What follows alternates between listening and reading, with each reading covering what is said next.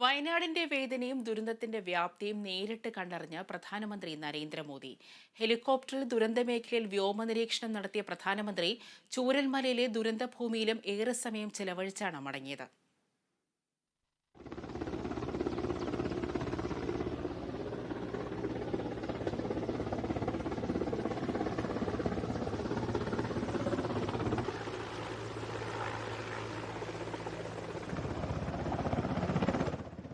രാവിലെ 11 മണിയോടെയാണ് വ്യോമസേനയുടെ എയർ ഇന്ത്യ 1 വിമാനത്തിൽ പ്രധാനമന്ത്രി കണ്ണൂർ വിമാനത്താവളത്തിലിറങ്ങിയത്.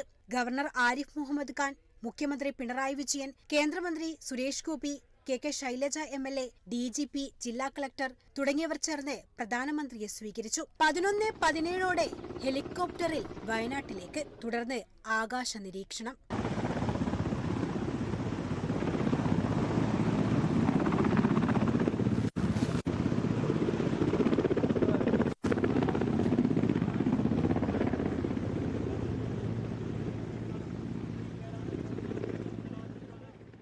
കൽപ്പറ്റയിലെ ഹെലിപ്പാഡിലിറങ്ങിയ അദ്ദേഹം കാർ മാർഗം ചൂരൽമലയിലേക്ക്. ദുരന്തമുഖത്തെത്തിയ മോദി ആദ്യം ആവശ്യപ്പെട്ടത് വെള്ളാർമല സ്കൂൾ കാണണമെന്നായിരുന്നു. ഉരുൾപൊട്ടലിൽ തകർന്ന വെള്ളാർമല GVHS സ്കൂളും പരിസരവും അദ്ദേഹം നോക്കിക്കണ്ടു. മുഖ്യമന്ത്രി പിണറായി വിജയനും ചീഫ് സെക്രട്ടറിയും ദുരന്തസ്ഥലത്ത് വെച്ച് പ്രധാനമന്ത്രിയോട് കാര്യങ്ങൾ വിശദീകരിച്ചു. വെള്ളാർമല സ്കൂളിലെത്തിയ മോദി സ്കൂളിലെ കുട്ടികളെക്കുറിച്ച് ചോദിച്ചറിഞ്ഞു. ഉരുൾപൊട്ടലിൽ തകർന്ന ചൂരൽമല സ്കൂൾ റോഡിലെ വിവിധ പ്രദേശങ്ങളും പ്രധാനമന്ത്രി നടന്നു സന്ദർശിച്ചു.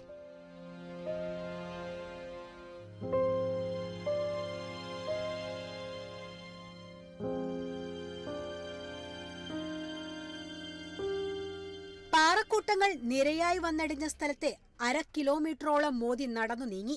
അരമണിക്കൂറോളം ചൂരൽമലയിലെ ദുരന്തമേഖല സന്ദർശിച്ച ശേഷം പ്രധാനമന്ത്രി ബെയിലി പാലത്തിലേക്ക് കയറി. പാലത്തിലൂടെ നടന്ന പ്രധാനമന്ത്രി രക്ഷാദൌത്യത്തിൽ പങ്കാളികളായ ഉദ്യോഗസ്ഥരുമായി സംസാരിച്ചു. NDRF, SOG ഉദ്യോഗസ്ഥരുമായും സംസാരിച്ചു. പാലത്തിന്റെ മറുകരയിലുള്ള ഉദ്യോഗസ്ഥരെയും കണ്ട ശേഷമാണ് പ്രധാനമന്ത്രി ചൂരൽമലയിൽ നിന്ന് മടങ്ങിയത്.